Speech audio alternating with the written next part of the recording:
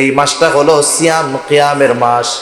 এই মাসে আল্লাহ রোজা ফরজ করেছেন। আল্লাহ তাআলা বলেন, ইয়া আইয়ুহাল্লাযীনা আমানু কুতিবা আলাইকুমুস সিয়াম কামা কুতিবা আলাল্লাযীনা মিন ক্বাবলিকুম লাআল্লাকুম তাত্তাকুন।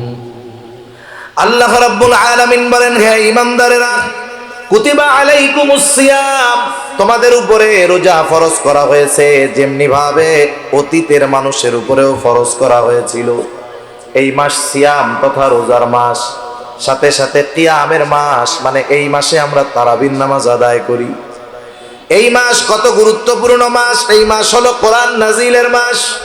আল্লাহ তাআলা বলেন, শাহরু রমাদান আল্লাযী উনজিলা ফীহিল কুরআন হুদাল লিন-নাস ওয়া বাইয়িনাতিন মিনাল হুদা ওয়াল ফুরকান।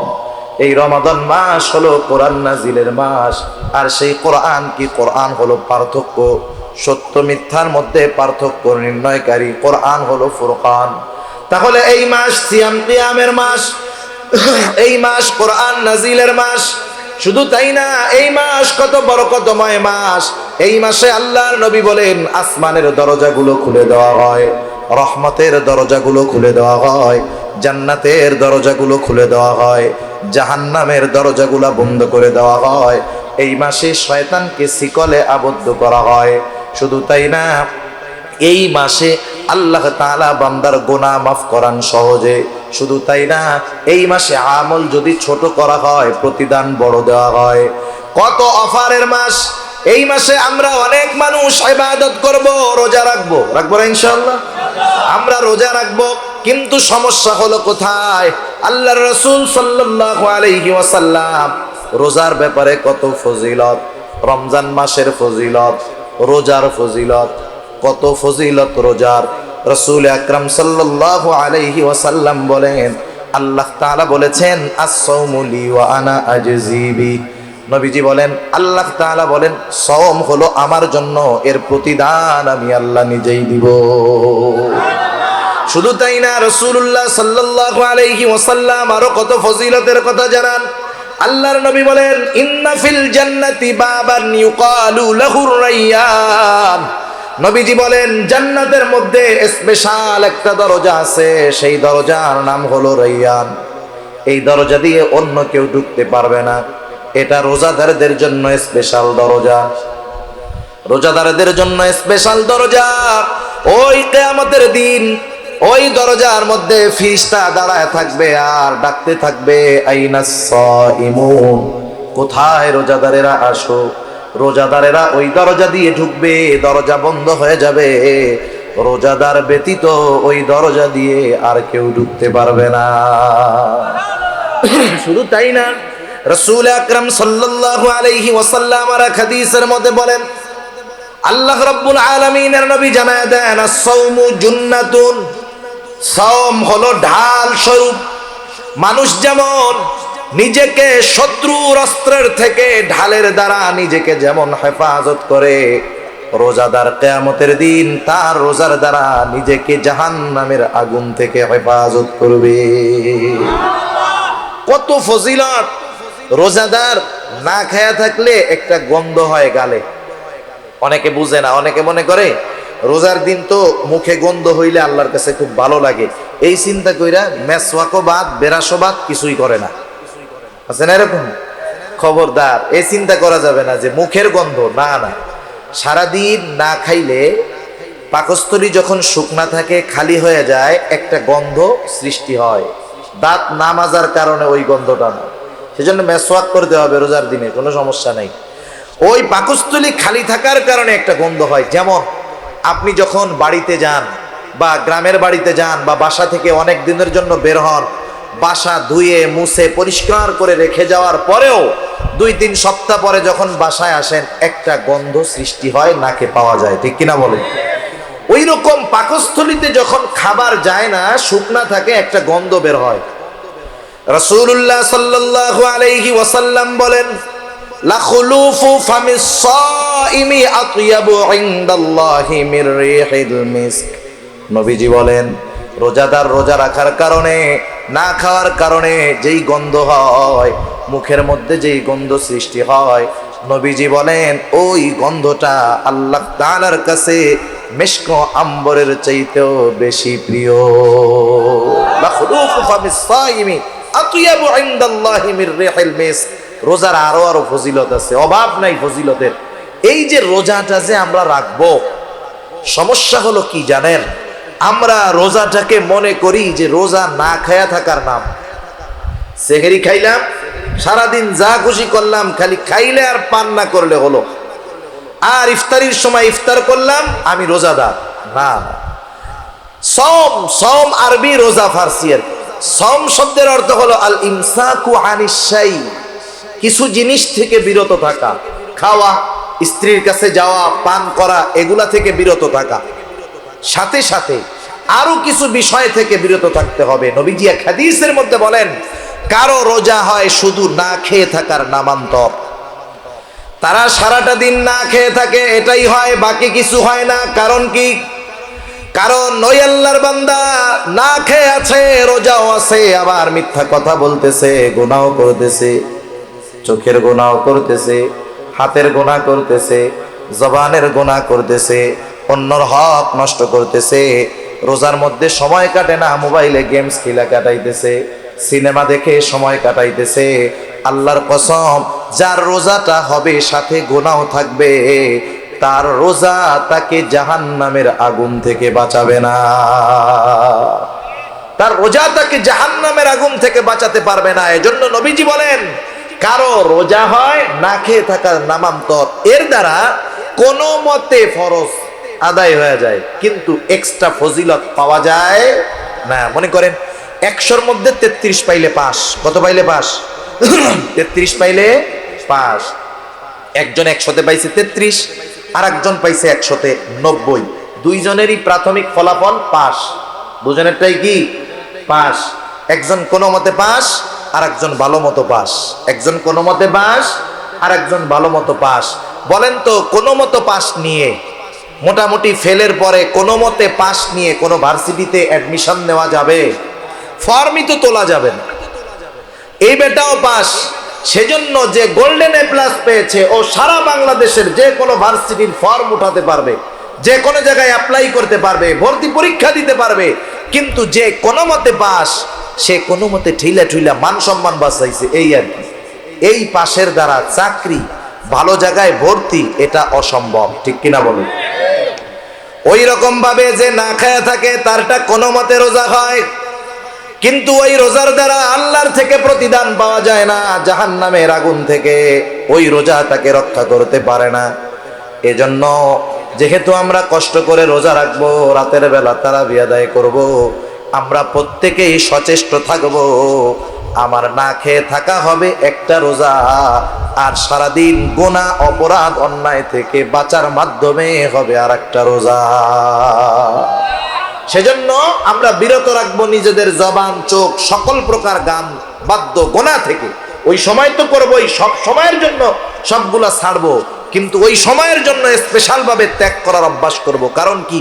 কারণ রোজা আমাদেরকে আত্মসংযমের শিক্ষা দিবে, রোজা আমাদেরকে গুনাহমুক্ত জিন্দেগি গঠনের শিক্ষা দিবে। ওই কথাই নবীজি বলতেছেন, ও আবু হুরায়রা, ইবাদত করে কেউ আবেদ হতে পারে না যদি সাথে সে গুনাহ করে। তুমি ইবাদত করবা, গুনাহগুলো আগে ছাড়ো।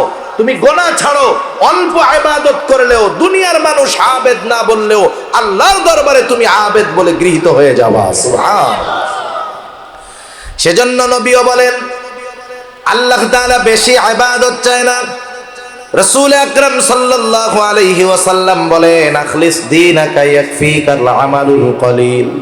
তোমার ঈমান খাঁটি করো, অল্প আমল নাজাতের জন্য যথেষ্ট হয়ে যাবে।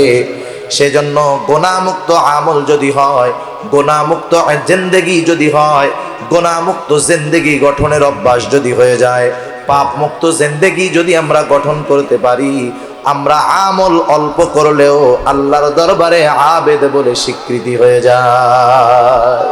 সেজন্য গুনাহমুক্ত ইবাদত হবে, গুনাহ ছাড়তে হবে, অপরাধ ছাড়তে হবে, হারাম থেকে বেঁচে থাকতে হবে, গুনাহ ছাড়ার প্রতিজ্ঞা করতে হবে।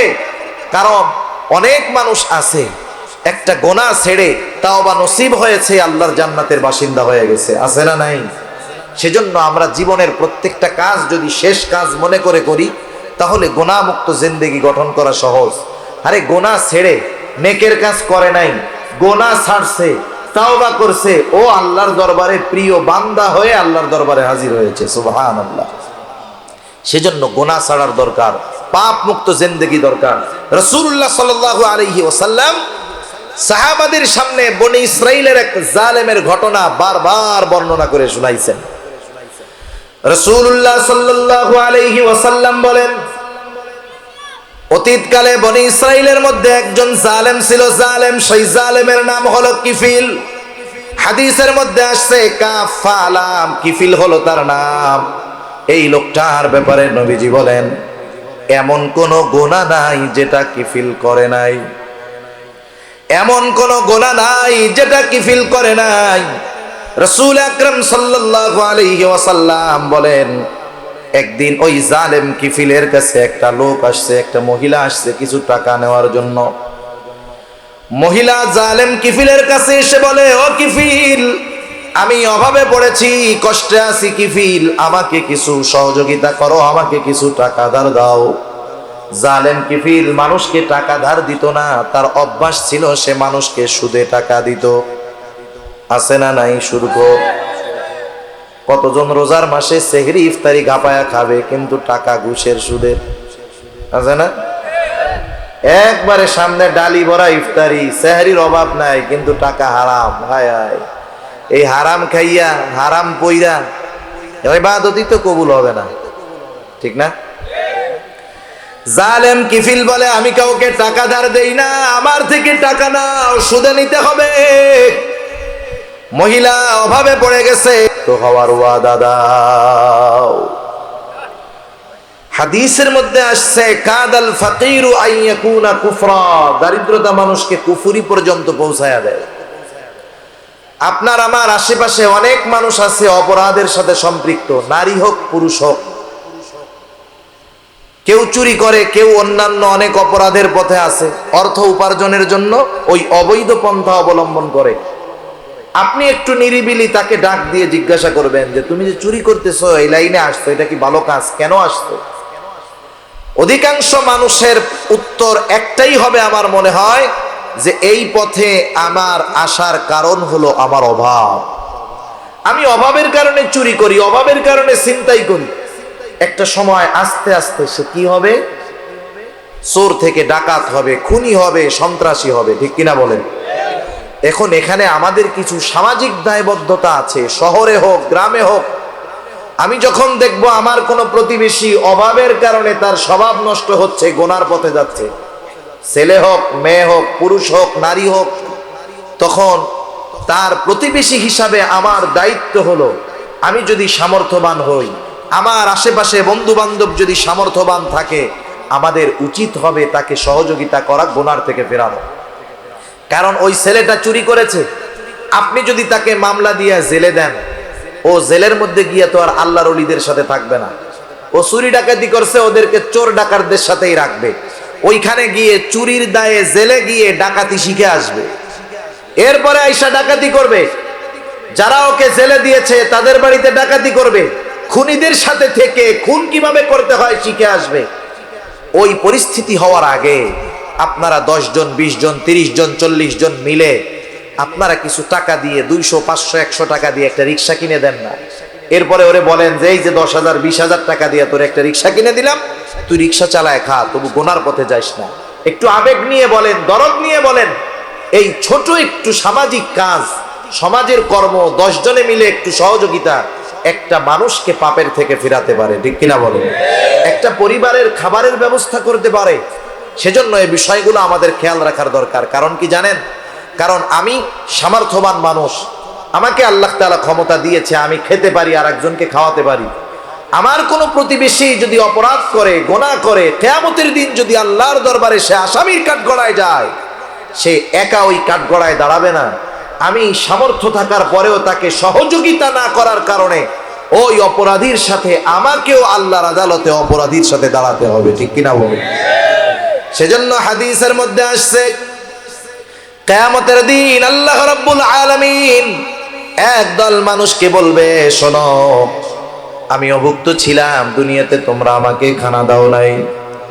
আমি পিপাসিত ছিলাম, আমাকে তোমরা পানি দাও নাই।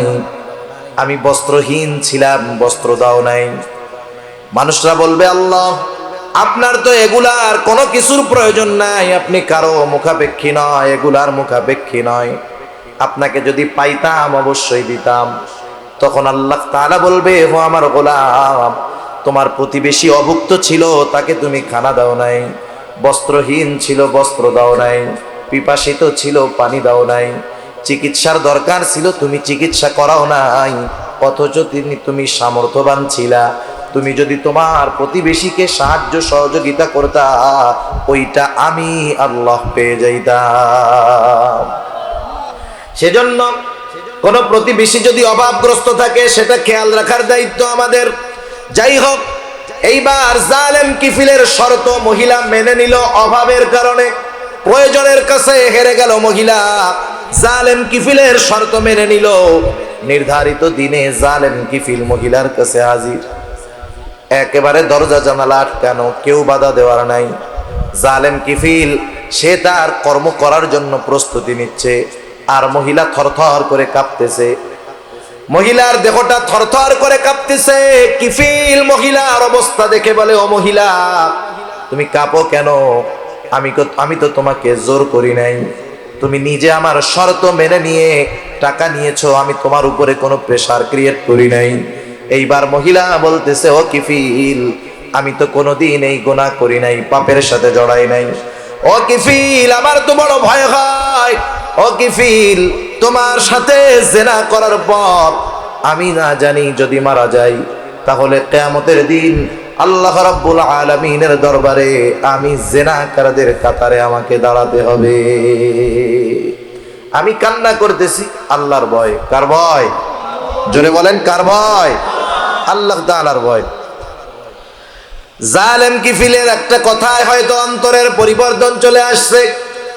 সে হয়তো চিন্তা করছে, দেখো, আমি জীবনে কোন গুনাহ নাই করলাম না, অথচ মহিলা একটা গুনাহ করবে, তাও ইচ্ছা করে নয়, বাধ্য হইতেছে করতে, তাই তার এত ভয়। আর আমার জিন্দেগি তো গুনাহ ছাড়া কিছু নাই। তার মধ্যে তাওবার অনুভূতি, তাওবার অনুশোচনা জাগ্রত হলো। গুনার থেকে ফিরলো, তাওবা করলো। মহিলাকে টাকাগুলা দিয়া কাপড় পরে বলতেছে, ও মহিলা, তোমাকে টাকাগুলো আমি সদকা করে দিলাম। 60 দিরহাম ধার নিয়েছিল, সদকা করে দিলাম।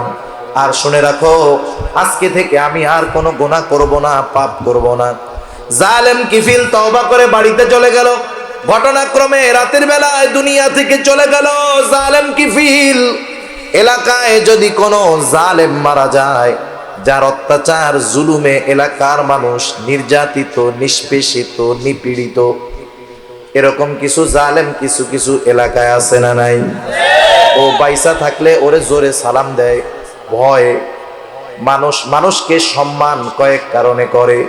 একটা করে তার ব্যক্তিত্বের কারণে, আর একটা করে তার ভয়ে, ঠিক না? মনে করেন অনেক সময় আপনারা মুরব্বীদেরকে সালাম দেন, দুর্বল মানুষ, কেন সালাম দেন?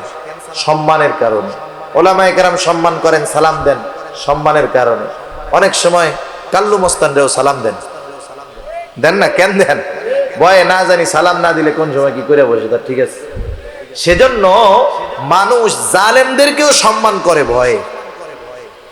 ওই ধরনের কোন জালেম যদি মারা যায়, অনেক মানুষ মারা গেলে দোয়া পড়ে ইন্না লিল্লাহ, কিন্তু ওই ধরনের কোন জালেম মারা গেলে মুখে ইন্না লিল্লাহ, অন্তরে বলে আলহামদুলিল্লাহ, ঠিক কিনা বলে?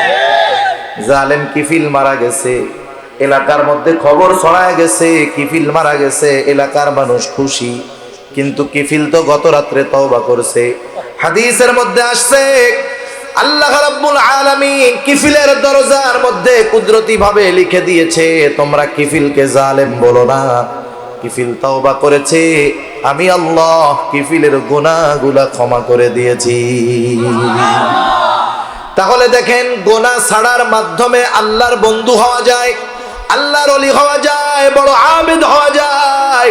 আমি ইবাদত করলাম, নামাজ পড়লাম, রোজা রাখলাম, তাহাজ্জুদ পড়লাম, মানুষের হক নষ্ট করলাম, নিজে গোনা করলাম, চোখের গোনা করলাম, হাতের গোনা করলাম, পায়ের গোনা করলাম, রোজা রাখলাম, জবান দিয়ে গীবত করলাম, পরনিন্দা করলাম, আমি অন্যের হিংসা বিদ্বেষ অন্তরের মধ্যে লালন করলাম। এই যে ইবাদত করলাম, এই ইবাদত গুলা আমাকে আবেদ বানাতে পারবে না যতক্ষণ না আমি গোনা ছাড়বো। সেজন্য গোনামুক্ত জিন্দেগি গঠন করতে হবে। যে কোনো পাপ করার আগে চিন্তা করতে হবে যে এই পাপটা করতে করতে আমি যদি মারা যাই। একটা সময় মানুষ বৃদ্ধ হলে মারা যাইতো, আগের সময় এই সিস্টেমটা ছিল, কিন্তু এখনকার সময় সমীকরণ বলতেছে যে বর্তমান সময়ে মৃত্যুর হার বৃদ্ধদের চাইতে যুবক বয়সের মানুষদের বেশি। যুবক মানুষের মৃত্যুর হার বেশি, অ্যাক্সিডেন্ট করে মরে, স্ট্রোক করে মরে, বিভিন্ন নেশাদ্রব্য পান করার মাধ্যমে মরে। সর্বসাকুল্য যুবক তরুণ প্রজন্মের মধ্যে মৃত্যুর হার বেশি। মনে করেন আপনি সিনেমা দেখতেছেন একা একা এক রুমে, কেউ দেখতেছে না, এটা দেখতে দেখতে যদি আপনি মারা যান, বলেন তো ওইখানে তো গুনাহ হবে, রহমতের ফেরেশতা আসতে পারবে? তাহলে এই মৃত্যুটা কেমন মৃত্যু হবে? আপনি রাতে ঘুম আসতেছে না, কানের মধ্যে ইয়ারফোন দিয়ে, হেডফোন দিয়ে আপনি গান শুনতে শুনতে ঘুমাচ্ছেন। এই ঘুম তো আপনার জীবনের শেষ ঘুম হতে পারে। আপনি কি করতে করতে ঘুমাইলেন চিন্তা করেন তো। ইমানি মৃত্যু সম্ভব? আপনি বাসে গেছেন, রোড অ্যাক্সিডেন্টে মারা যায়, আমরা তো দোয়া করি আল্লাহ তারে শহীদের দরওয়াজা দিয়েন, শহীদের মর্তবা দিয়েন, কিন্তু ও যখন বাস অ্যাক্সিডেন্ট করতেছিল তখন গান শুনতে শুনতে ঘুমাইতেছিল। সেজন্য গোনা ছাড়তে হবে আগে, গোনা ছাড়া ছাড়া বড় আবেদ হওয়া যায় না। এজন্য রাসূলুল্লাহ সাল্লাল্লাহু আলাইহি ওয়াসাল্লাম এক নম্বরে বললেন, ইত্তাকিল মাহারিমা তাকুন আবাদান নাস। ও আবু হুরায়রা, তুমি নিষিদ্ধ বিষয়গুলা ছাড়ো, মানুষের মধ্যে বড় আবেদ হয়ে যাবা। আর একটা হাদিস আপনাদেরকে শোনাই। রাসূল আকরাম সাল্লাল্লাহু আলাইহি ওয়াসাল্লাম একদিন ফজরের নামাজের পূর্বে মসজিদে নববীর মধ্যে বসে আছেন। ফজরের নামাজের পূর্বে হঠাৎ করে রাসূলুল্লাহ সাল্লাল্লাহু আলাইহি ওয়াসাল্লাম বলতেছেন, শোনো, এখন যেই ব্যক্তি দরজা দিয়ে ঢুকবে সে জান্নাতি। নবীজি ঘোষণা দিলেন, এখন যেই ব্যক্তি দরজা দিয়ে ঢুকবে সে জান্নাতি। এই ঘোষণা দেওয়ার সাথে সাথে সবার নজর দরজার দিকে, কোন আল্লাহর বান্দা ঢুকতেছে।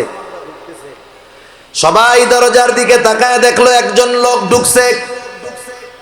যেই লোকটার অজুর পানি দাড়ি বেয়ে বেয়ে পড়তেছে আর বাম হাতের মধ্যে তার জুতা, এই লোকটা মসজিদের দরজা দিয়ে ঢুকলো।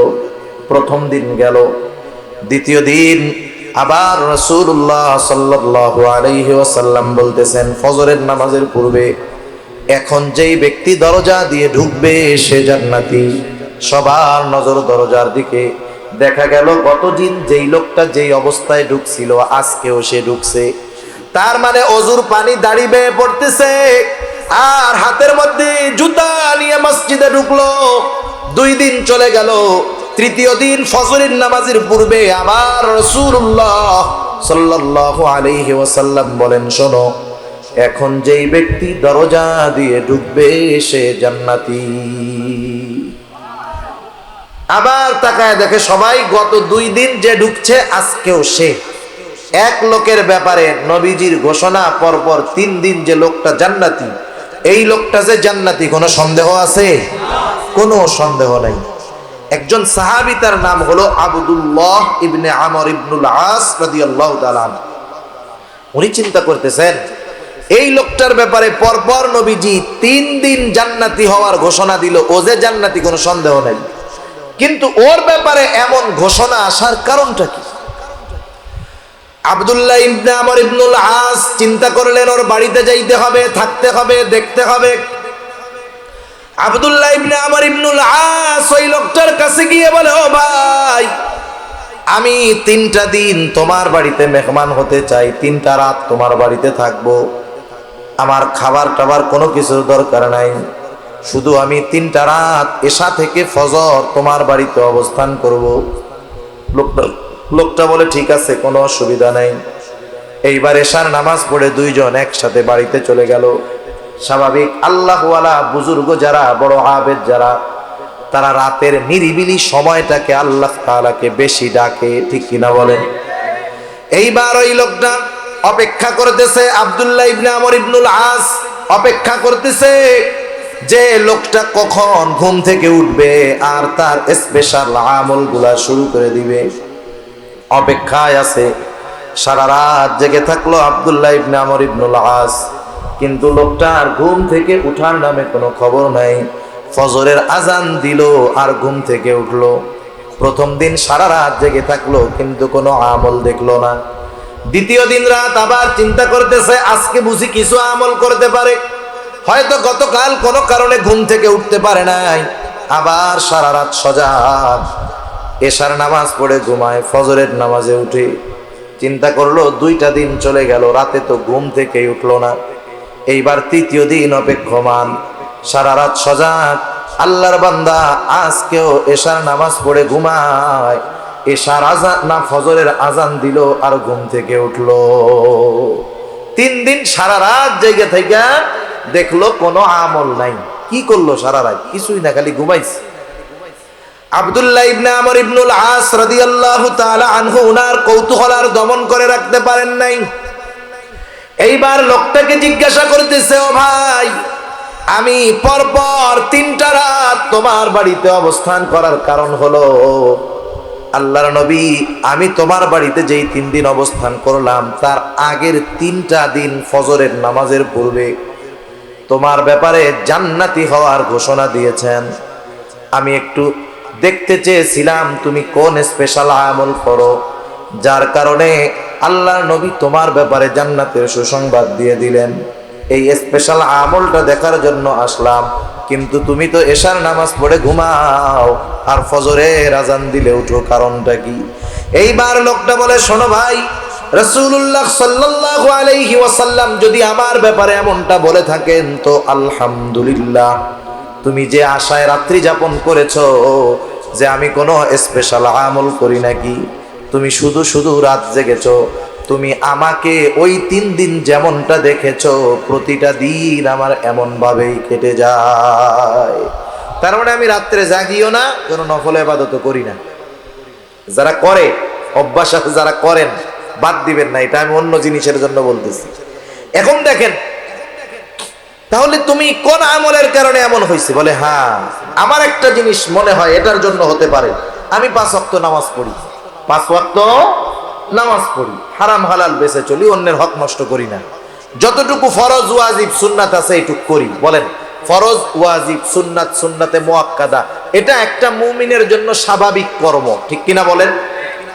নামাজ পড়া এটা স্পেশাল কোনো ক্রেডিট না। আমি নামাজ পড়ি, নামাজি, এটা কোনো ক্রেডিট না। এটা আমার দায়িত্ব, এটা আমার কর্ম, এটা আল্লাহর পক্ষ থেকে আমার প্রতি আদেশ, এটা আমি করতে বাধ্য। তা আমি ওইগুলাই করি। আর অতিরিক্ত কি করি? যখন রাতে আমি ঘুমাইতে যাই, বিছানায় শোয়ার পরে আমাকে যারা কষ্ট দিয়েছে আমি তাদেরকেও মাফ করে দেই, আর কারো ব্যাপারে যদি আমার কোনো কষ্ট থাকে আমি তাদেরকেও মাফ করে দেই। সুবহান। মানে আমি আমার অন্তরটাকে ক্লিয়ার কইরা ঘুমাই। এখন বলেন, এই সাহাবী 5 ওয়াক্ত নামাজ পড়ছে, এতটুকু ফরজ ওয়াজিব সুন্নাতগুলা মেনে চলছে, আর এক্সট্রা ওই আমলটা করছে, অথচ এতটুকু আমল আল্লাহর রাসূল সাল্লাল্লাহু আলাইহি ওয়াসাল্লাম তার ব্যাপারে জান্নাতের সুসংবাদ দিয়ে দিয়েছেন। সুবহানাল্লাহ। এজন্য আমি আপনাদেরকে বলতে চাই যে কথা, যে অনেক ইবাদত করার কথা আমি আপনাদের বলবো না, আমি অনুরোধ করব গুনাহ ছাড়েন, আর ফরজ ওয়াজিব সুন্নাতে মুআক্কাদা এতটুকুর মধ্যে জীবনটাকে আনেন। আল্লাহর রাসূলের কথা অনুযায়ী তাকুন আবাদান নাস, মানুষের মধ্যে সবচাইতে বড় আবেদ হয়ে যাওয়া যাবে, ঠিক কিনা বলেন? আরে আবেদ দুনিয়ার মানুষ সার্টিফিকেট দিলে তো হবে না। দুনিয়ার মানুষ আপনারে আমারে আল্লাহর ওলি বুজুর্গ যা বলে বলুক, এই বুজুর্গি মরার পরে আছে কিনা, আল্লাহর দরবারে আছে কিনা, এটা হলো মূল, ঠিক কিনা বলেন? সেজন্য নবীজির 1 নাম্বার নসিহত, হারাম ছাড়ো, গুনাহ ছাড়ো, মানুষের মধ্যে সবচাইতে বড় আবেদ হয়ে যাবা। 2 নাম্বার নবীজি বলেন, ওয়া আরদা বিমা কাসামাল্লাহু লাক তাকুন আগনান নাস। নবীজি বলেন, আল্লাহ তাআলা তোমার জন্য যতটুকু নির্ধারণ করে রাখছে, আল্লাহ তাআলা তোমার জন্য যতটুকু নির্ধারণ করে রাখছে ওইটুকুর উপরে তুমি সন্তুষ্ট থাকো। তার মানে এখানে স্বল্পে তুষ্টর শিক্ষা আমাদেরকে দেওয়া হচ্ছে। দেখবেন সমাজে অনেক মানুষ আছে, তার অঢেল টাকা নাই, বড় গাড়ি নাই, বাড়ি নাই, খুব কষ্টের মধ্যে জীবন যাপন করে। তিন বেলা কোনো মতে খায়, আলহামদুলিল্লাহ কোনো মতে একটা ঘরের মধ্যে থাকে, আপনি তাকে জিজ্ঞাসা করবেন, জিজ্ঞাসা করার সাথে সাথে লোকটা বলবে আলহামদুলিল্লাহ, আল্লাহ তাআলা আমাকে ভালো রাখছে। সে যে অবস্থায় আছে ওই অবস্থার উপরে সে সন্তুষ্ট, আল্লাহর দরবারে শুকরিয়া আদায় করতেছে। আরেকজন গাড়ি বাড়ি অভাব নাই, অনেক মিল ফ্যাক্টরি, আপনি তারে জিজ্ঞাসা করবেন কেমন আছে, ও মাথায় হাত দিয়া বলবে ভাই কি যে টেনশনে আছি জানেন না, এই 5টা 6টা ফ্যাক্টরি নিয়ে, ওই ব্যাংকের লোন, এই ব্যাংকের ঋণ, এইটার কাজ ওইটার কাজ, এর ঠেলায় আমার ঘুমই হয় না ভাই। এখন বলেন এই লোকটার এত পেরেশানি চিন্তা কেন? কারণ ওর চাহিদা এখনো পূরণ হয় নাই, ঠিক কিনা বলেন? আর ওই লোকটার টেনশন নাই কেন? আল্লাহ যেটুক দিয়েছে সেটুকুর উপরে সে সন্তুষ্ট আছে। এজন্য মুমিনের অন্যতম একটি অভ্যাস হলো স্বল্পে তুষ্টতা, যতটুকু সে পাইছে ততটুকুতে সন্তুষ্ট। এজন্য দেখেন আমরা আমাদের ঈমানের ভিত্তিগুলোর মধ্যে একটা ভিত্তি হলো অল কদরি খাইরিহি ওয়া শাররিহি মিনাল্লাহি তাআলা, তাকদীরের ভালো মন্দ, মানে আমার গোটা জিন্দেগীর সব কল্যাণ অকল্যাণ, লাভ লোকসান সব কার তরফ থেকে হয়? আল্লাহর তরফ থেকে হয়। যেই মানুষগুলা তাকদীরের উপরে যথাযথ বিশ্বাস রাখে, তাকদীর একটি রহস্যময় জিনিস, সব কিছুর তালা চাবি খুলতে যাইতে হয় না, সব কিছু বোধগম্যতা হওয়ার যোগ্যতা মানুষকে আল্লাহ তাআলা দেন নাই। যদি মানুষ সব কিছুই বুঝতো আর বুঝে ঈমান আনতো, তাইলে ঈমান বিল গায়েবের কোনো দাম থাকতো না, ঠিক কিনা বলেন? আমরা আল্লাহকে না দেখে ঈমান আনছি, জান্নাত না দেখে বিশ্বাস করি, নবীকে দেখি নাই বিশ্বাস করি, ফেরেশতা দেখি নাই বিশ্বাস করি, তো যাই হোক তাকদীর দেখা যায় না বিশ্বাস করি। এজন্য যেই মানুষগুলা তাকদীর বিশ্বাস করে, আপনি যারা তাকদীর বিশ্বাস করে তারা কোনো সময় টেনশন, ডিপ্রেশন, চিন্তায় ভোগে না। ইদানিংকালে আপনারা যারা খবরাখবর দেখেন, অনেকে শুনতেছেন দেখতেছেন, আত্মহত্যার প্রবণতা এখন একটু বেশি বাড়ছে।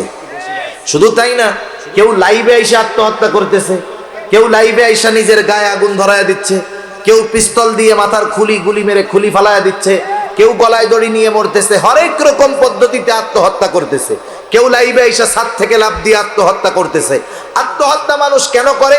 ডিপ্রেশন, চিন্তা থেকে করে, ঠিক কিনা বলেন? এখন তাদের চিন্তাগুলা ভালো না মন্দ আমি সেটা জানি না, সেটা তাদের ব্যাপার, কিন্তু তাকদীরে যারা বিশ্বাস করে এরা কোনো সময় ডিপ্রেশনে ভুগতে পারে না। মনে করেন আপনি একটা কাজের জন্য চেষ্টা করলেন, বান্দা চেষ্টা করতে পারে কিন্তু গন্তব্যে পৌঁছানোর তৌফিক দেয় কে? যেমন যারা তাকদীরে বিশ্বাস করে তারা যখন কোনো চেষ্টা করে, ব্যবসায় হোক, চাকরি হোক, পড়াশোনা হোক, তারা তাদের সর্বোচ্চ চেষ্টার পরে যখন ওই কাজটা সফল হয় না তখন কি বলে? আমি আমার চেষ্টা করেছি কিন্তু আল্লাহ তাকদীরে লেখেন নাই, ঠিক কিনা বলেন? এতটুকুর দ্বারা সে তার সব চিন্তা, পেরেশানি, টেনশন দূর করে ফেলতে পারে। কিন্তু যারা তাকদীর অবিশ্বাস করে, যারা বলে চেষ্টাই সবকিছুর মূল, মেহনতই সবকিছুর মূল, তাকদীর কোনো কিছু নাই, আমার চেষ্টাই আমাকে সফলতায় পৌঁছায়া দিবে, এখন ওই লোকটা যখন চেষ্টা করতে করতে সফল হবে না, মূলত তার তাকদীরে নাই, সে তো তাকদীর বিশ্বাস করে না, ও যখন সফল হবে না ও টেনশনে পড়ে যাবে, ঠিক কিনা বলেন? তখন কি করবে? ওই যে লাইভে আইসা পিস্তল দিয়ে মাথায় গুলি করবে, এইটা করবে, সেটা করবে। এই কেন হয়? এটা হওয়ার অন্যতম একটি কারণ তাকদীর অবিশ্বাস এবং স্বল্পে তুষ্ট না হতে পারা। স্বল্পে তুষ্ট না হতে পারা। যার চাহিদা নাই সে হলো ধনী। মূলত ধনী কাকে বলে? যার চাহিদা নাই তাকে ধনী বলে। আল্লাহ যা দিছে আমার যথেষ্ট, তার মানে কি? চাহিদা নাই, ওই লোকটা ধনী। এজন্য নবী বলেন টাকা পয়সা যার আছে, সম্পদ গাড়ি বাড়ি যার আছে, সে ধনী হতে পারে না। কে ধনী? রাসূলুল্লাহ সাল্লাল্লাহু আলাইহি ওয়াসাল্লাম বলেন আল গিনা গিনান নাফস। নবীজি বলেন আত্মার ধনী, অন্তরের ধনী হলো প্রকৃত ধনী। যার চাহিদা আছে সে ধনী হতে পারে না, তার ধন সম্পদ তাকে ধনী বানাতে পারে না, কারণ চাহিদা যার বেশি সে ধনী হতে পারে না। এজন্য স্বল্পে তুষ্ট হওয়ার দরকার। আর আমার জন্য কতটুকু বরাদ্দ আছে, আমার রিজিক কতটুকু, আমার গাড়ি কতটুকু, আমার বাড়ি কতটুকু, আমার সম্মান কতটুকু হবে, আমি কতটুকু চেষ্টা করব, সব কিছু নির্ধারণ করে রাখছে কে? আমার দায়িত্ব চেষ্টা করা বৈধ পন্থায়, আল্লাহ দিলেও খুশি, না দিলেও খুশি। যতটুকু আমি পাবো বুঝতে হবে ওটা আল্লাহর তরফ থেকে আমার জন্য বরাদ্দ। এজন্য আল্লাহর নবী বলেন, ও আবু হুরায়রা, ওয়া আরদা বিমা কাসামাল্লাহু লাক, তুমি ওইটুকুর উপরেই সন্তুষ্ট থাকো যতটুকু আল্লাহ তাআলা তোমার জন্য নির্ধারিত করেছে। তুমি যদি সন্তুষ্ট থাকতে পারো আবু হুরায়রা, তাকুন আগনান নাস, সন্তুষ্ট থাকো আর মানুষের মধ্যে সবচাইতে বড় ধনী হয়ে যাও। কারণ নবীজি বললেন আল গিনা গিনান নাফস, অন্তরের ধনী হলো প্রকৃত ধনী। 3 নাম্বার নসিহত, রাসূলুল্লাহ সাল্লাল্লাহু আলাইহি ওয়াসাল্লাম বলেন ওয়া আহসিন ইলা জারিকা তাকুম মুমিনা। রাসূল সাল্লাল্লাহু আলাইহি ওয়াসাল্লাম বলেন, তুমি প্রতিবেশীর সাথে উত্তম আচরণ করো, তাহলে তুমি প্রকৃত মুমিন হয়ে যাবা। ওয়া আহসিন ইলা জারিক তাকুম মুমিনা। গ্রামে হোক আর শহরে হোক, আমাদের প্রতিবেশী কিছু মানুষ থাকে, থাকে কি থাকে না? প্রতিবেশী থাকে। প্রতিবেশীর একটা স্পেশাল হক আছে। প্রতিবেশী যদি অন্য ধর্মেরও হয় তারও একটা হক আছে। মুসলিমও যদি হয় হক আছে, অন্যান্য ধর্মাবলম্বী সে যদি আমার প্রতিবেশী হয় তারও একটা হক আমার উপরে আছে। 1 নাম্বার বিষয়, আমি কখনো প্রতিবেশীর কষ্টের কারণ হব না। আমি কখনো প্রতিবেশীর কষ্টের কারণ হব না। শহরের বাড়িতে তো বিশেষ করে পাশাপাশি রুমে অবস্থান করা হয়। আমার রুমে আমি ধুমসি ডেক সেটের মধ্যে সাউন্ড দিয়া গান শুনতেছি, কি আছে না এরকম? এমন গান শুনে জমিন সহ এরকম এরকম কাঁপে, জমিনও কাঁপে। প্রতিবেশীর বাচ্চা আছে, বৃদ্ধ মানুষ আছে, অসুস্থ মানুষ আছে, তাদের কষ্ট হইতেছে। আমারে যদি মানা করে উল্পা, আমি কই আমার ঘরে আমি বাজাই, আওয়াজ গেলে কি করবো? আছে না নাই? খবরদার। প্রতিবেশীর সাথে উত্তম আচরণের প্রথম বিষয় হলো, প্রতিবেশী যে হয় হোক, আমি কখনো প্রতিবেশীর কষ্টের কারণ হব না। আমি কখনো প্রতিবেশীর কষ্টের কারণ হব না, খেয়াল রাখবেন এগুলা। দ্বিতীয়ত, আমাকে যদি কেউ কষ্ট দেয় আমি তারে মাফ করে দিব। আমাকে যদি কেউ কষ্ট দেয় আমি কি করব? মাফ করে দিব। এর দ্বারা আল্লাহ সম্মান বাড়ায় দিবে। 1 নম্বরে আমি কষ্টের কারণ হব না, মানে আমি কষ্ট দিব না। 2 নম্বর, আমারে যদি কেউ কষ্ট দেয় আমি তারে মাফ করে দিব। কষ্ট অনেক সময় অনেকে ইচ্ছায় না, অনিচ্ছায়ও দেয়, ঠিক না? গ্রামের বাড়িতে যদি হয় এরকম, মনে করেন গ্রামের বাড়িতে আপনার প্রতিবেশী মুরগি লালন পালন করে, গরু লালন পালন করে, ছাগল লালন পালন করে। গরু, ছাগল, মুরগি এদেরকে কি ওয়াজ করলে কাজ হবে নাকি? আপনার প্রতিবেশী খারাপ, আপনি যদি গরু ছাগলরে ওয়াজ করে বোঝান, ছাগল তোমার ঠ্যাং 2টা ধরলাম, তোমার পায়ে 2টা ধরছি, তুমি কিন্তু ওই বাড়ি যাইয়া কিছু কইরো না, ওরা কিন্তু আমার দুশ্মন। ছাগল কানে ঝাড়া দিয়া বলবে যে আমি একটু ওই বাড়ি থেকে ঘুরে আসি, ঠিক কিনা বলেন? এখন দেখেন, আমার প্রতিবেশী ছাগল লালন পালন করতে পারে, আমার প্রতিবেশী মুরগি লালন পালন করতে পারে, আমি করি না। অনেক সময় আমাদের বাসায় বাড়িতে আসে কি আসে না, আমরা কি করি জানেন? লাঠি নিয়ে রেডি থাকি, আউট খালি। খবরদার, কেউ যদি এই ধরনের কোনো কষ্ট কারো মাধ্যমে আসে, আমি তার উপরে বিরক্ত হব না। কারণ ছোট বাচ্চা অনেক সময় এসে কষ্ট দিতে পারে, মুরগির বাচ্চা আসতে পারে, ছাগলের বাচ্চা আসতে পারে। কিন্তু আফসোস, বরিশালের এক জায়গায় 2 বছর আগে কি হয়েছে, একটা হাঁস একজনের বাড়ি গেছে। হাঁস কেন আসলো এটা নিয়ে দুজনের মধ্যে গ্যাঞ্জাম, মারামারি লাগছে, একজন জায়গায় মারা গেছে। এখন বলেন, হাঁস যদি বুঝতো লোকটা এত খারাপ, তাহলে হাঁস যাইতো নাকি? যাইতো না। আমাদের পাশের বাড়ি সেই দিন দেখতেছি, এতকাল 2 ফ্যামিলির মধ্যে খুব ভালো সম্পর্ক, একজন একটা গরু পালে, ওই পাশে যায় আর ওই পাশের লোক ধুমসে বিড়ানি দেয়। এবার গ্যাঞ্জাম মধ্যে দিয়া কঠিন আকারে বেড়া দিয়ে দিয়েছে। অথচ চিন্তা করেন, আপনার বাসায়, আমার বাসায় আল্লাহ না করুক আগুন লেগে যদি যায়, আমার অমক আছে, তমক আছে, আমার ভাই এসপি, আমার ভাই ডিসি, আমি তো গ্রামে থাকি, তারা তো ঢাকা শহর থাকে। এখন আমার প্রতিবেশী আগুন লাগার পরে আমার সাথে সম্পর্ক ভালো নাই, ও প্রতিবেশী যদি চিন্তা করে ওর এসপি ডিসি ভাইদেরা তো পাওয়ার দেখায়, আমি বৈশা থাকি আল্লাহর নামে কম্বলের তলে, এসপি ডিসি এসে আগুন নেবার। এসপি ডিসি আসতে আসতে ওই ঘর আর ঘর থাকবে না, ছাই হয়ে যাবে, ঠিক কিনা বলেন? সেজন্য আমি যখন কোনো বিপদে পড়ি, আমার সাহায্যে আমার কোনো আত্মীয় আগে আসতে পারে না, আমার কোনো বন্ধু বান্ধব আসতে পারে না, আমার বড় চাকরিজীবী ভাই বন্ধু আসতে পারে না। আমার বিপদে সর্বপ্রথম আমার প্রতিবেশী চলে আসে আগে। আমি যদি অসুস্থ হয়ে যাই, আমাকে হাসপাতালে নেওয়ার প্রয়োজন, ওই গভীর রাতে আমার আত্মীয় স্বজন ঢাকায়, তারা যাইতে পারে না, কিন্তু আমার প্রতিবেশী আমাকে গাড়িতে করে হসপিটালে নিয়ে যায়। এই জন্য 1 নম্বরে আমি নিজে উত্তম প্রতিবেশী হব। আমি কারো কষ্টের কারণ হব না, কাউকে কষ্ট দিব না। কেউ যদি কোনোভাবে অনাকাঙ্ক্ষিতভাবে কারো দ্বারা যদি কষ্ট পাই, অবশ্যই অবশ্যই আমি তাকে মাফ করে দিব। মুরগি ছাগল আসে, আমরা কষ্ট পাবো না, তাদের প্রতি রাগ হব না, এর দ্বারা লাভ কি হবে? 1 নাম্বার, কষ্ট না দেওয়ার কারণে আমি উত্তম প্রতিবেশী হব। 1 দিন 2 দিন 3 দিন কেউ যদি আমাকে কষ্ট দেয়, আমি যদি একটু সবর করি, এক সময় ওই লোকটা চিন্তা করবে, আহারে আমার প্রতিবেশীকে আমি কতভাবে কষ্ট দিলাম, কিন্তু আমার প্রতিবেশী কখনো আমাকে কষ্ট দেয় না, প্রতিবাদ করে না। যা হোক, আজকে থেকে তার সাথে আর খারাপ ব্যবহার করা যাবে না, আমার প্রতিবেশীকে আর কষ্ট দেওয়া যাবে না। উত্তম প্রতিবেশী এটা অন্যতম একটা নেয়ামত। হাদিসের মধ্যে আসছে 4টা জিনিস খুব গুরুত্বপূর্ণ, এর মধ্যে একটা হলো উত্তম প্রতিবেশী। প্রত্যেকে আমাদের অভ্যাস হলো আমরা উত্তম প্রতিবেশী চাই, আমরা চাই যে আমার প্রতিবেশী ভালো হোক, কিন্তু আমি ভালো হইতে চাই না। কথা বুঝেন নাই? আমি চাই যে আমার আশেপাশের লোকজন সব ভালো থাকবে, আমার সাথে ভালো ব্যবহার করবে, কিন্তু আমি নিজে করতে রাজি নাই। সেজন্য আমি আগে উত্তম প্রতিবেশী হব। আমি যদি ভালো হই, আমার আশেপাশের মানুষেরা ভালো হয়ে যাবে, ঠিক কিনা বলেন? উত্তম প্রতিবেশীর দাম আছে। আব্দুল্লাহ ইবনে মুবারক রাহমাতুল্লাহি আলাইহি, জগৎ বিখ্যাত একজন মুহাদ্দিস আব্দুল্লাহ ইবনে মুবারক। আব্দুল্লাহ ইবনে মুবারকের বাড়ির সাথে একটা জমি বিক্রয় হবে, একজন বেধর্মী জমিটা বিক্রয় করবে, বিজ্ঞাপন লাগায় দিছে এই জমিটা বিক্রয় হইবে, যোগাযোগ করেন। একের পর এক মানুষ এসে তার সাথে জমি কেনার ব্যাপারে কথা বলে, কিন্তু লোক না জমির যেই দাম তার দ্বিগুণ চেয়ে বসে আছে।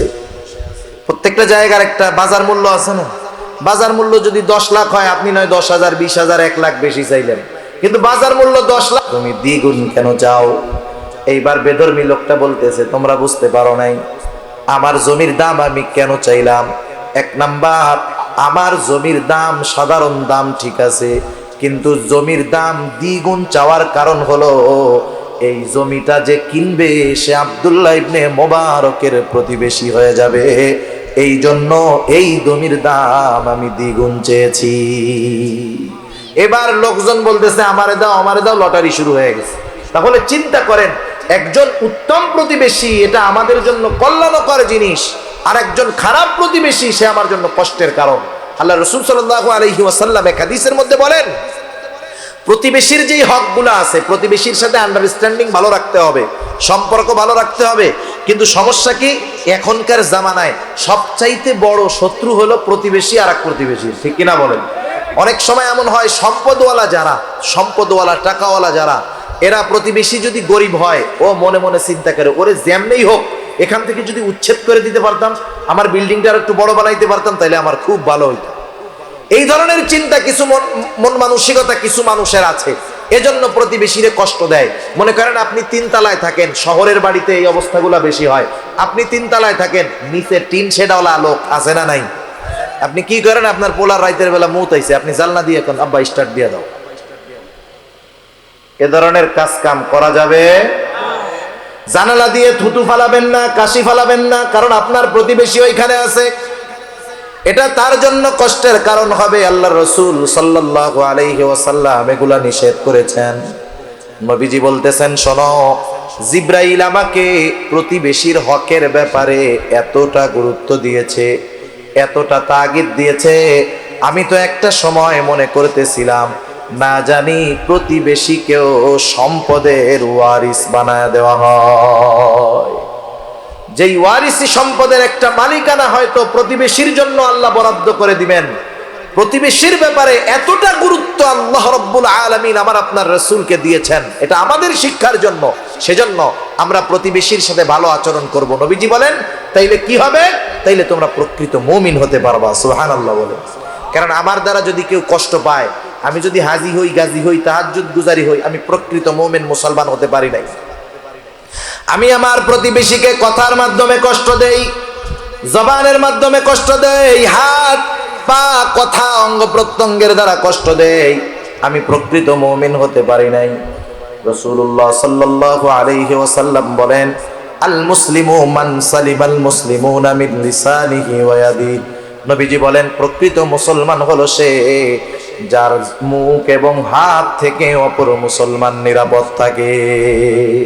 একটু নিজেকে নিজে প্রশ্ন করবেন যে আমার প্রতিবেশী, আমার মুমিন ভাই, আমার আত্মীয় স্বজন, এরা কি আমার জবানের থেকে মুক্ত? আমি কি তাদেরকে কোনো জবান দ্বারা কষ্ট দেই, অঙ্গ প্রত্যঙ্গের দ্বারা কষ্ট দেই? যদি দিয়ে থাকি তাইলে আমি প্রকৃত মুমিন হতে পারি নাই। সেজন্য ভাই প্রতিবেশীর সাথে সম্পর্ক ভালো করব। আল্লাহ রাসূল সাল্লাল্লাহু আলাইহি ওয়াসাল্লাম এক হাদিসের মধ্যে বলেন, তোমরা তরকারির মধ্যে একটু ঝোল বেশি দিবা, পানি বেশি দিবা। কেন? যাতে প্রতিবেশীর খবরাখবর নিতে পারো। মনে করেন অনেক সময় হয় একজন মানুষ একটু টাকাওয়ালা আর একজন গরিব। টাকাওয়ালা মানুষ ওই গরিব মানুষের বাড়িতে কিছু খাবার সামগ্রী পাঠাইলো। আমাদের মা বোনদেরকে যা দেখি, কোনো ফ্যামিলি থেকে যদি কোনো কিছু পাঠায় ওনারা খালি বাটি ফেরত দিতে চান না, ঠিক না? চাই যে আমিও আমার ভালো কিছু হইলে দিব। আপনি তো ডেলি গোশত খান, আপনার প্রতিবেশী মাসে একবারও পায় না, বছরে 2-3 বার পায় না। এখন ওর বাসায় একদিন গোশত কোনো মতে আসতে, থাট সুট যা হয় হোক, আপনি তো ডেলি খান। এখন ওর বাসায় খাবার পাঠাইছিলেন, ও বাটিতে একটু হাড্ডি হুড্ডি রান্না করে আপনার কাছে পাঠাইছে। আমাদের খাসলাত কি? ওইটা দেখার পরে আগে মুখ একটা ভেংসি মারে, এইগুলার কি দরকার ছিল, এগুলো আমরাও খাই না, আমাদের বাচ্চারাও খায় না। আরে ভাই, ওই লোকটা তো গরিব মানুষ, সে আপনার বাড়িতে বড় আশা করে নিয়ে আসছে। আপনি না খান, বাচ্চাদের না খাওয়ান, আপনি আপনার বিড়ালরে দিয়ে খাওয়ায় দেন, সমস্যা নাই, কিন্তু গ্রহণটা তো হাসি মুখে করবেন, ঠিক কিনা বলেন? সেজন্য অনেক সময় আছে যে আমার প্রতিবেশী একটু গরিব মানুষ, আমারে দাওয়াত দেয়, আমার জন্য কিছু খাবার পাঠায় যেগুলো আমি খাই না, আমার পছন্দ না, পরিবার পরিজনকে খাওয়াই না। আমরা কি করি? সেটা নেগলেক্ট করি, ফিরাইয়া দেই, মুখ ভেঙচি মারি, একবারে তুচ্ছ মনে করি। না না, এমনটা করা যাবে না। আমি হাসি মুখে নিব, আমি না খাই, ফালায়া দিলাম, অন্য আরেকজনকে দিলাম, কিন্তু আমি যদি তাকে ফিরাইয়া দেই মুখটা গোমড়া করে, সে অন্তরে কষ্ট পেয়ে যাবে, ঠিক কিনা বলেন? এজন্য প্রতিবেশীর সাথে আন্ডারস্ট্যান্ডিং ভালো হবে, প্রতিবেশীর সাথে সম্পর্ক ভালো করতে হবে, উত্তম আচরণ করতে হবে, কষ্ট দেওয়া যাবে না, কষ্টের কারণ হওয়া যাবে না। কেউ যদি অনাকাঙ্ক্ষিতভাবে কষ্ট দেয় সেটাকে কষ্ট মনে করা যাবে না। এই যে পাশাপাশি বাসায় যখন অবস্থান করা হয়, অনেক জায়গায় দেখেছি অনেকে অভিযোগও করছে এরকম, হুজুর বাচ্চাটা আমার বাচ্চা, কয়েক মাস বয়স, ও তো বোঝে না, কান্নাকাটি করে, আমার পাশের প্রতিবেশী চরম আকারে আমাকে বকাঝকা করে, গালাগালি করে, বিরক্ত হয়, হুজুর কি করব? আমি বললাম, ভাই কি বলবো, একটু চিন্তা করে দেখেন, কোনো বাচ্চা কি ইচ্ছা করে কান্না করায় নাকি? মা বাবা কান্না করে, মা বাচ্চা আইসা মা বাবাকে ধমক দেয়, কত খারাপ কথা বলে। এরকম অনেক সময় হতে পারে যে একজনের বাচ্চা কান্নাকাটি করতেছে রাতভর, আপনার একটু কষ্ট হচ্ছে, আপনি একটু সবর করেন না, আল্লাহ তাআলা এর প্রতিদান দিবে, ঠিক আছে ইনশাআল্লাহ। এগুলো আমরা খেয়াল রাখবো যে আমরা উত্তম প্রতিবেশী হব, উত্তম প্রতিবেশী হব, আর আল্লাহ তাআলা তাইলে আমাদেরকে উত্তম প্রতিবেশী মিলায় দিবে।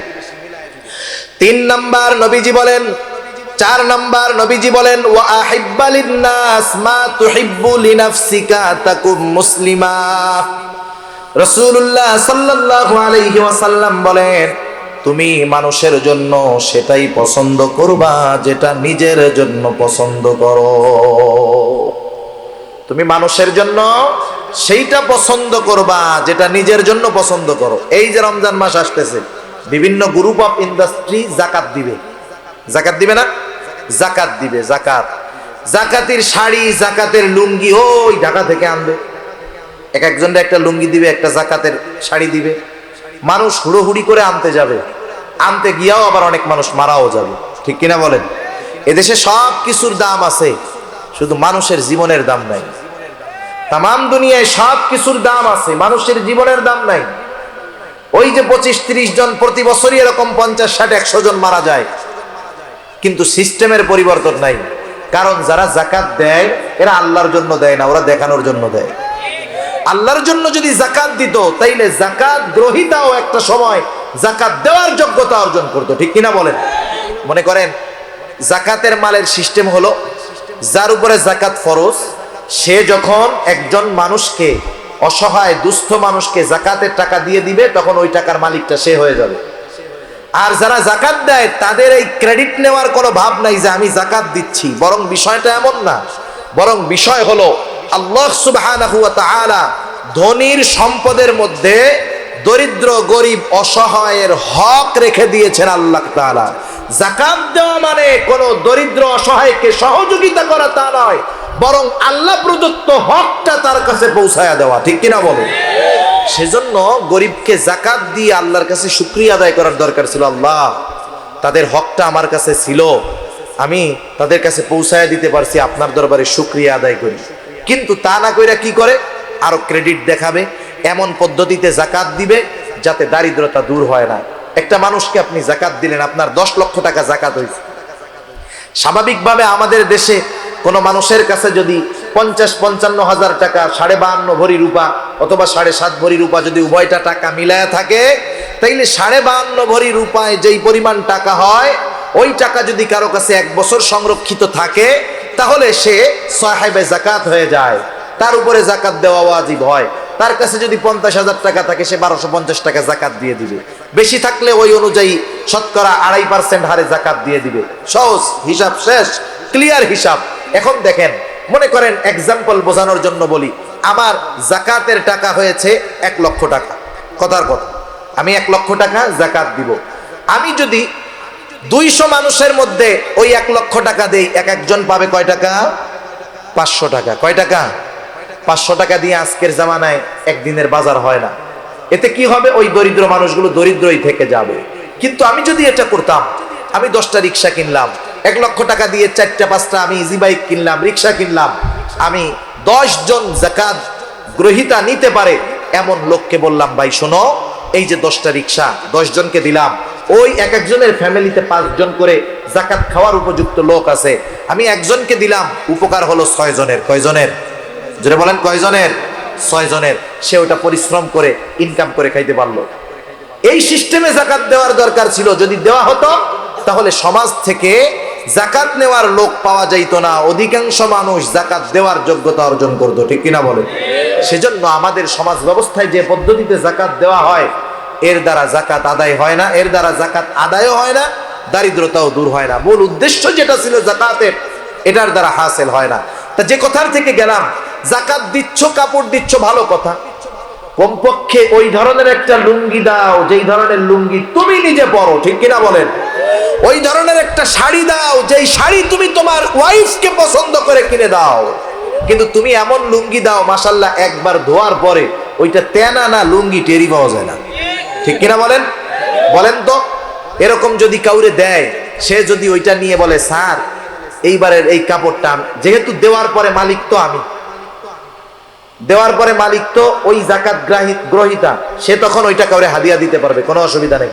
সদকার মাল নবী রাসূলগণ খাইতেন না, কিন্তু যখন কাউকে সদকা করা হতো, কারো মালিকানায় যখন চলে যেত, সে যখন মালিক হতো, ও যখন বলতো ইয়া রাসূলুল্লাহ এটা হাদিয়া, তখন আল্লাহ রাসূল খাইতেন, নিতেন। এখন ওইটা তো মালিক হয়ে গেছে, সে গিয়ে যদি বলে যে এখন তো আমি এটার মালিক, এটার হাদিয়া দেওয়ার যোগ্যতা অধিকার আমার আছে, আমি আপনাকে ভালোবাসা এই শাড়িটা আর এই লুঙ্গিটা দিলাম, আপনারা 2 জন পরবেন, বলেন তো পরবে? উল্টা থ্রেট দিয়ে কি বলবে, কত বড় সাহস, আমার যাকাতের শাড়ি লুঙ্গি নিয়ে আবার আমারে হাদিয়া দেয়, কত বড় সাহস। এ ধরনের দান সাদকায় কোনো লাভ নাই। এজন্য নবী বলেন, তুমি অপরকে সেটাই দিবা যেটা তুমি নিজে পছন্দ করো। সুবহানাল্লাহ। এজন্য নবীজি বলেন ওয়া আহিব্বা লিন-নাস মা তুহিব্বু লিনাফসিক, তুমি নিজের জন্য যেটা পছন্দ করো, মানুষের জন্য সেটা পছন্দ করবা। তুমি পছন্দ করো মানুষ তোমাকে সালাম দিবে, তাইলে তুমি কি করবা? তুমিও মানুষকে সালাম দিবা। তুমি চাও কেউ তোমাকে কষ্ট না দিক, তাইলে তুমিও মানুষকে কষ্ট দিবা না। তুমি চাও মানুষ তোমার সাথে ভালো ব্যবহার করুক, তাইলে তুমিও মানুষের সাথে ভালো ব্যবহার করবা। সেজন্য নবী বলেন, আবু হুরায়রা, ওয়া আহিব্বা লিন-নাস, মানুষের জন্য তুমি সেটাই পছন্দ করবা, মা তুহিব্বু লিনাফসিক, যেটা নিজের জন্য পছন্দ করো। তাহলে কি হবে? তাকুম মুসলিমা, তুমি প্রকৃত মুসলিম হতে পারবা। এরপরে নবীজি বলেন, ওয়ালা তুকসিরিয যিহকা ফাইন্না কাসরাতাল যিহকি তুমিতুল কলব। নবীজি বলেন, ও আবু হুরায়রা, ওয়ালা তুকসিরিয যিহকা, অতিরিক্ত হাসি হাসবা না, অতিরিক্ত হাসি হাসবা না। কারণ অতিরিক্ত হাসি অন্তরকে মৃত বানায় দেয়। আল্লাহ তাআলা কোরআনুল কারীমের মধ্যে বলেন, ফালইয়াদহাকু কলিলান ওয়ালইয়াবকু কাসীরা। আল্লাহ রাব্বুল আলামিন বলতেছেন, ফালইয়াদহাকু কলিলা, হাসো কম কাঁদো বেশি। কারণ এই জিন্দেগিটা খুব সংক্ষিপ্ত। আমার আগে হযরত বলতেছিলেন যে এই হায়াতটা বড় সংক্ষিপ্ত, বড় সংক্ষিপ্ত। কত সংক্ষিপ্ত এটা মৃত্যুর পরে টের পাওয়া যাবে। এই সংক্ষিপ্ত জীবনে অতিরিক্ত হাসি ফুর্তি আড্ডাবাজি করে অনন্তকালের যেই পাথেয় সেগুলাকে সংরক্ষণ না করে, সংগ্রহ না করে আমরা এই দুনিয়ার হাসি খুশি ঠাট্টা মশকরা কৌতুকের মধ্যে আমরা যে জড়ায় যাচ্ছি, আমরা যদি মৃত্যু থেকে নিয়ে পরকালীন জীবনের ভয়াবহতা অনুধাবন করতাম, বুঝতাম, দুনিয়ার মানুষ হাসি করা ভুলে যাইতো। ঠিক কিনা বলেন? দুনিয়ার মানুষ হাসা ভুলে যাইতো। দেখেন সাহাবায়ে কেরাম কান্নাকাটি করতেন, কি পরিমাণ কান্নাকাটি করতেন। জান্নাতের সুসংবাদ পাওয়ার পরেও তারা কান্নাকাটি করতেন। আমি একটা ঘটনা বলে আলোচনা শেষ করে দিব, 5-7 মিনিট আর বেশি না। হযরত ওসমান রাদিয়াল্লাহু তাআলা নাম শুনছেন না আপনারা? রাসূল আকরাম সাল্লাল্লাহু আলাইহি ওয়াসাল্লাম হযরত ওসমান রাদিয়াল্লাহু তাআলা আনহুর সাথে ওনার দুটো কন্যা বিবাহ দিয়েছেন। প্রথম জন মারা যাওয়ার পরে দ্বিতীয় জন দিলেন, দ্বিতীয় জনও মারা গেছে। এখন নবীজির আর অবিবাহিত কোনো কন্যা নাই। নবীজি বললেন, ওসমান, আমার তো আর কোনো কন্যা অবিবাহিত নাই, যদি আমার আরো একটা কন্যা থাকতো তোমার সাথে আমি তাকে বিবাহ দিয়ে দিতাম। এই হযরতে ওসমান রাদিয়াল্লাহু তাআলা আনহুর ব্যাপারে নবীজি কি বলেন? মক্কা থেকে যখন মদিনায় সাহাবারা গেল, মুসলমানদের সাথে ইহুদিদের হিংসাত্মক মনোভাব, তারা মুসলমানদেরকে কষ্ট দিত। মদিনার ভিতরে কয়েকটা কূপ ছিল, কুয়া ছিল, চিনেন নাকি আপনারা? কোন কোন জায়গায় বলে ইদারা, বলে না, অনেক গর্ত থেকে পানি উঠায়। টিউবওয়েলে দেখবেন এক জায়গায় পানি উঠাইছে, পানিটা এক পাশে খুব সুন্দর, পাশেই আর এক জায়গায় উঠাইছে, এত আয়রন আর্সেনিক, খাওয়াই যায় না, গন্ধ হয় কি হয় না? মদিনার বুকেও এরকম কয়েকটা কুয়া ছিল। সবগুলা কুয়ার পানি ছিল লবণাক্ত, পান করার জন্য অনুপযুক্ত। আর একটা কুয়া ছিল মিষ্টি পানির কুয়া, পানের জন্য উপযুক্ত। কিন্তু কুয়াটার মালিক ছিল একজন ইহুদি। সে সবাইকে পানি নিতে দিত, কিন্তু মুসলমানদেরকে পানি নিতে দিত না। বিভিন্ন রকমের টাল বাহানা করতো, কষ্ট দিত। পানি কিন্তু জটিল এক জিনিস। পানি যদি দেহে যদি পানি শূন্যতা দেখা দেয়, হরেক রকমের রোগ দেখা দিতে পারে। অনেক সময় দেখবেন এক জায়গায় একজন মানুষ চট্টগ্রামের পানি খেয়ে অভ্যস্ত, সিলেট যাইয়া কয়েকদিন পানি খাইছে, পেটের অবস্থা খারাপ, হয় কি হয় না? সেজন্য পানির কষ্ট মুসলমানদের, ইহুদিরা ঠিকমতো পানি দেয় না। রাসূল আকরাম সাল্লাল্লাহু আলাইহি ওয়াসাল্লামের কাছে বলা হলো, ইয়া রাসূলুল্লাহ, পানির বড় কষ্ট, ইহুদি আমাদেরকে ঠিকমতো পানি দেয় না, পানি পান করার পানি পাই না। রাসূল আকরাম সাল্লাল্লাহু আলাইহি ওয়াসাল্লাম সাহাবাদের কষ্ট দেখে বললেন, তোমাদের মধ্যে কে আছো ইহুদির কাছ থেকে কুয়াটা ক্রয় করে কিনে মুসলমানদের পানির কষ্ট দূর করে দিবা? কে আছো? কে আছো এই কাজ করবা? নবীজি ঘোষণা দিয়ে দিয়েছেন। আর সবাই জানে আল্লাহর রাসূল যখন কোনো কথা বলেন, যখন কোনো আদেশ করেন, কিছু বলেন, সাহাবারা তাদের জীবন দিয়ে হলেও সেই আদেশ পালন করার চেষ্টা করে। ঠিক কিনা বলুন?